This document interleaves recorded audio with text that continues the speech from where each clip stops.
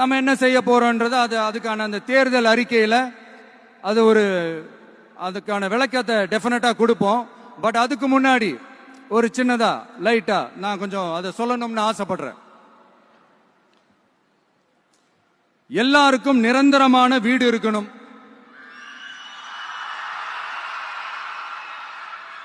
ஒவ்வொரு வீட்டுக்கும் ஒரு மோட்டார் சைக்கிள் வாகனம் உறுதியா இருக்கணும்.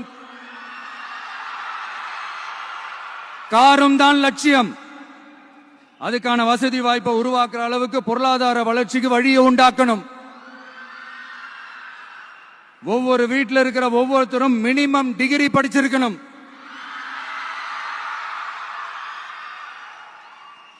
ஒவ்வொரு வீட்லயும் குறைந்தபட்சம் ஒருத்தருக்கு நிரந்தர வருமானம் கிடைக்கணும். அதுக்கான வேலை வாய்ப்பை உருவாக்கணும். அதுக்கு தகுந்த மாதிரி கல்வியில பாடத்திட்டத்தில் சீர்திருத்தம் செய்யணும். கவர்மெண்ட் ஹாஸ்பிட்டல்ஸுக்கு மக்கள் எல்லாரும் பயம் இல்லாம நம்பி போற மாதிரி மாத்தணும்.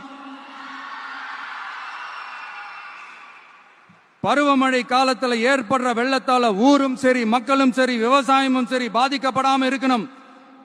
அதுக்கு 4000 கோடி திட்டம்னு ஒரு உருட்டுனாங்களே, அந்த மாதிரி எல்லாம் எதுவும் இல்லாம உண்மையான ஒரு பாதுகாப்பு திட்டத்தை உருவாக்கணும்.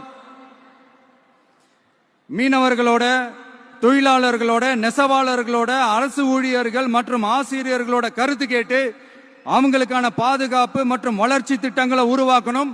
உருவாக்குறது மட்டும் இல்ல, அதை செயல்படுத்தணும். முக்கியமா இண்டஸ்ட்ரியல் டெவலப்மெண்ட்ஸ்ல கான்சென்ட்ரேட் பண்ணணும். எல்லாத்தையும் விட ரொம்ப ரொம்ப முக்கியம், சட்டம் ஒழுங்க ரொம்ப ஸ்ட்ரிக்டா வச்சிருக்கணும்.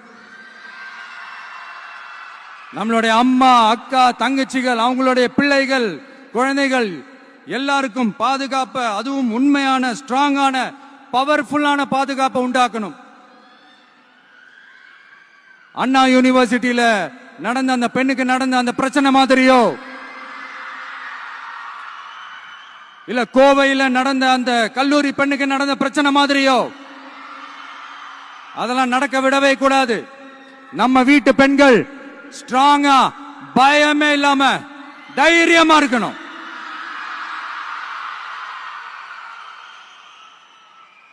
இதை எப்படி செயல்படுத்த போறோன்றது முன்னாடி சொன்ன மாதிரி நம்மளுடைய தேர்தல் அறிக்கையில அதுக்கான விளக்கத்தை ரொம்ப டீட்டெயில்டா கொடுப்போம்.